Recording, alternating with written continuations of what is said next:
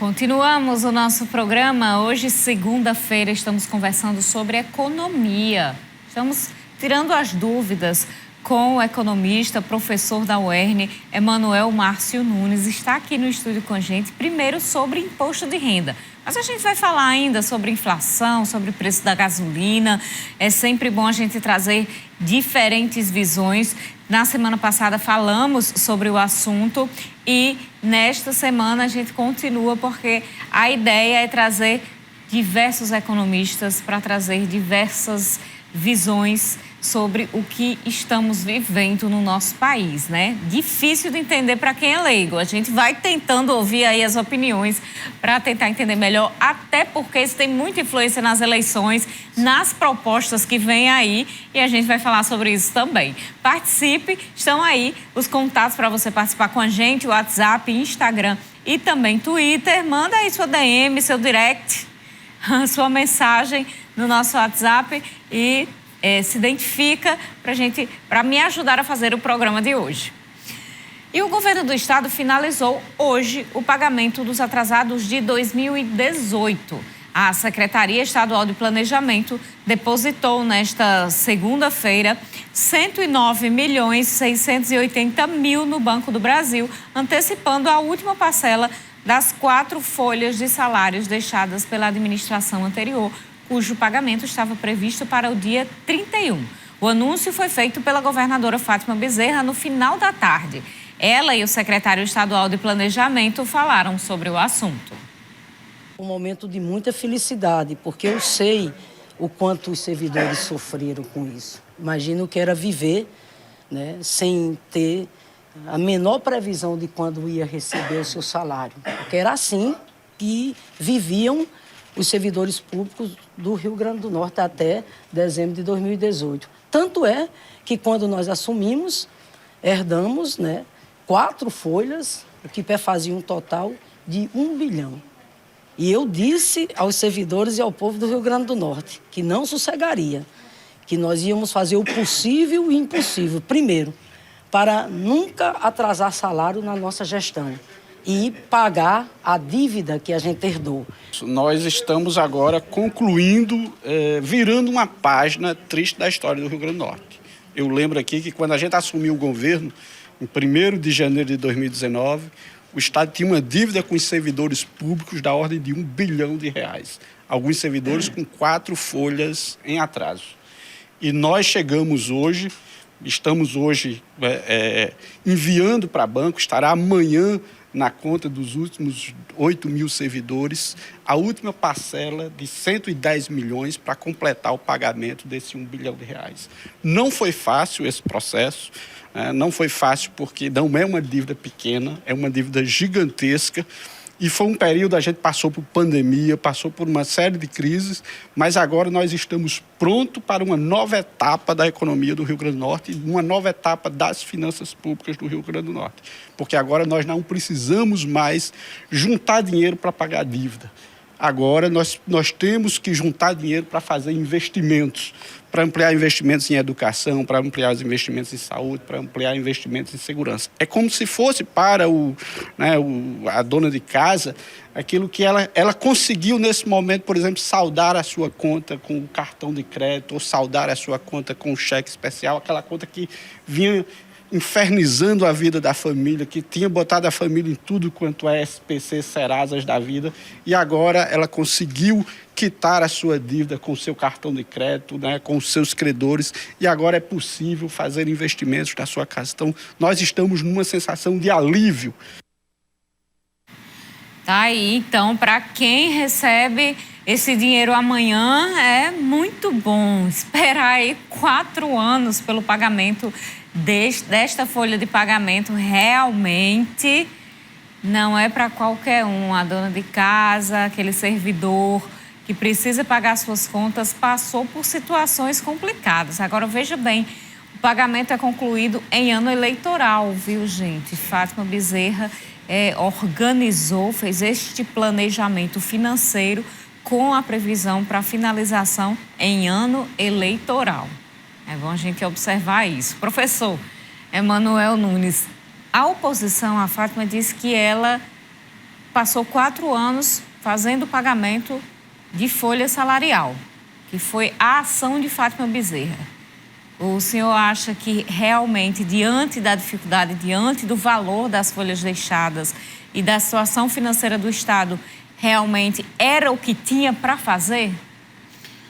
Eu considero, primeiro, esse é um assunto, Carol, que até para mim, eu como servidor público, que inclusive vou receber a última também amanhã. Que bom.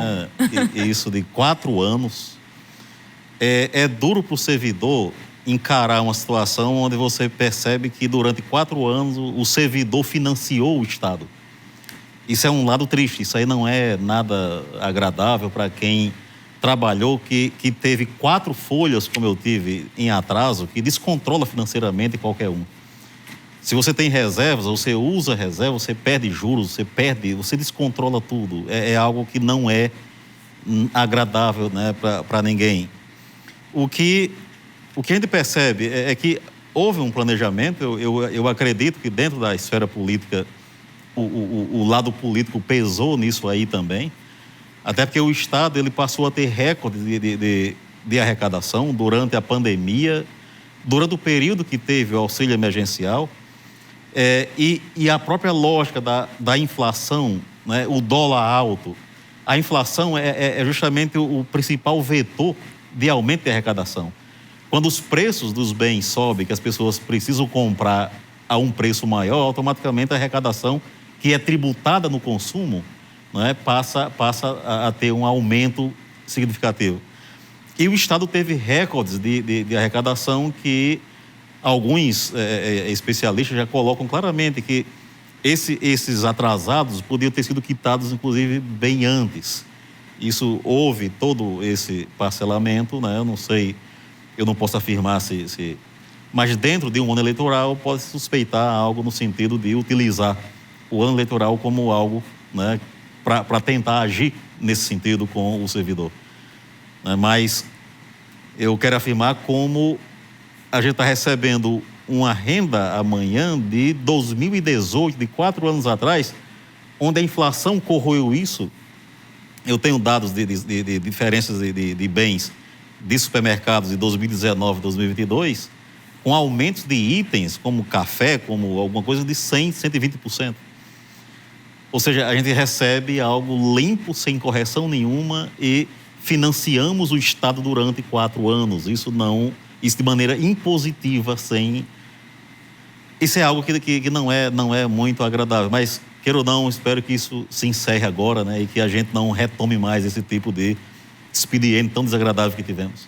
Professor, eu sei que o senhor acompanha realmente, como o senhor falou, do recorde de arrecadação, falou do valor do auxílio emergencial. Qual é o papel de verbas do governo federal durante a pandemia nesse equilíbrio e nesse pagamento dos salários atrasados por parte do governo do Estado? Primeiro a arrecadação, muito recurso, né, federal que entra dentro de uma lógica, né, de aliviar minimamente os prejudicados pela pandemia. Entra recurso, além do auxílio emergencial, recursos de créditos, né, que passam a alimentar a massa econômica do Estado, onde o Estado passa a ter superávites, né? Muitos dos recursos entram por rubricas, né? Eu acho que muitas delas flexíveis, né? Isso considerando a lógica da pandemia, o momento de exclusividade ou extraordinário que é uma pandemia, como se fosse uma guerra, e que dá ao governo flexibilidade de uso, né? Por mais que tenha algum tipo de rubrica, algum tipo de amarração, mas há uma flexibilidade com relação à questão dos gastos do governo em função da urgência, né, de uma crise de pandemia que vem em cima de uma crise econômica muito aguda. Isso é uma lógica que até muitas... Você pega instituições educacionais como o MEC, a CAPES, por exemplo, flexibilizou todos os prazos para estudantes de mestrado, doutorado, e isso, a mesma lógica se aplica em recursos que chegam no Estado do governo federal e que as rubricas são flexibilizadas em função da urgência da situação né, de exceção que a gente vive com a pandemia. Qual é a verdade que existe na fala da oposição de que Fátima Bezerra só pagou os atrasados e só pagou os salários da sua gestão em dia por conta do governo federal? Nesse ponto, eu não teria como afirmar, né, como politicamente isso pode ser confirmado. Eu não tenho elementos, né, para tratar disso de maneira política. Tecnicamente, né, a gente percebe que o Estado teve uma arrecadação recorde, né, isso aí durante meses e esses anos todos.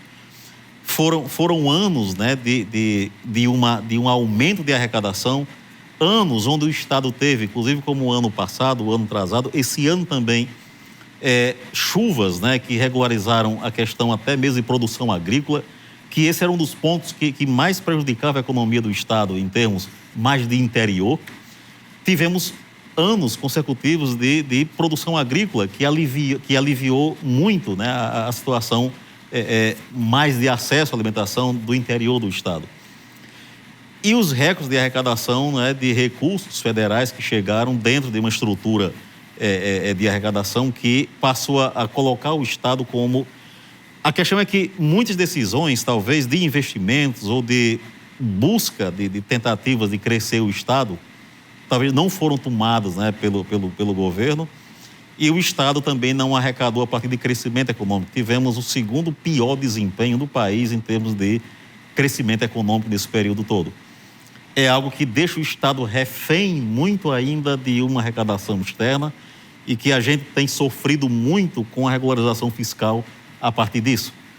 Nós temos nós fizemos até por encomenda do Banco do Nordeste, da sede em Fortaleza, do ETN, um estudo em 2019 de uma conjuntura econômica do Rio Grande do Norte, onde nós tivemos uma análise de 1970 até 2019 de números do crescimento do Rio Grande do Norte, onde até os anos 90, final dos anos 90, o estado do Rio Grande do Norte crescia acima do Nordeste e acima do Brasil. A partir de 2002, o estado, a queda das contas do estado vai até tocar do Brasil e do Nordeste, e a gente passa a crescer menos do que o Brasil e do que o Nordeste. E a partir dos anos 2000 é que passa a ter todo um descontrole de contas do Rio Grande do Norte, onde, por exemplo, Rosalba passa a receber o Estado com as contas em frangalhos em 2010. E isso vai aprofundando a ponto de Robson, quando assume, né, em 2014, e aparentemente o Robson deixou claro que ele não teve a qualificação adequada para gerir o Estado, que aprofundou isso mais ainda.